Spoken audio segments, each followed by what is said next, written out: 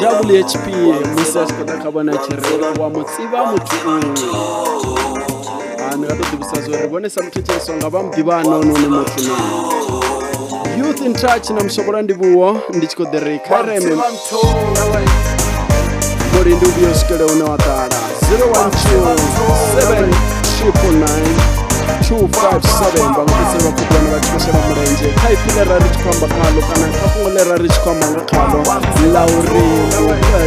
mwale limuwane wa ndihoro la fosa ya ngene bachikosha za uri hezo no nishitsi batiri zibazo zikoreswa ngabonye zikoreswa gaye so rikombera kumbero kama polisi ori batusane ryo chishikera hunera barich kujia haba tukuro badisa abarumbonera kutorulibisa community mibili ubaka awarashu ya bili urutarashuro pesera mteteleswanga wa mbekenya mshimo ya show ya Youth in Touch ya andiliza kandira WHP Museach Kodachere wa Mutsiba Mutu ndobatembera na KO Museach Kodachere karakara ndabatembera na MT achidachere ghetto hero auchena zvinere ngadovaramba rali mutoto ambari ghetto hero tamborende vana vodimisera oke nondo wechumo ya rap nation rap we rap minete mivili uvaka warasha uvili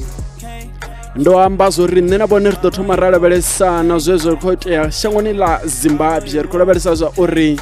vatu va madana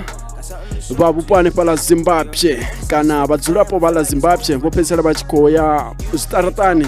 duvana namusi ndi apo nonene vachikomacha lwa mulalo nga muramisi vachikomera zori mu president Robert Mugabe vaswikele hune vabiswa chiduluni Robert Mugabe ndi munna vene vana vun'waya ni pala ya futayeraru yavo va mu president lwa min'waya isukane pa khafu ra rusumbe husina ushandukiswa ha burangaphanḓa zwa zwino ri kolovesa zori vadzulapo va Zimbabwe na va defense force kana ndi va tshumelo ya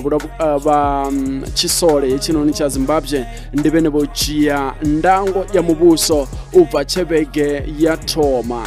ndi hanefho ene zwa khou fha fulufhelo that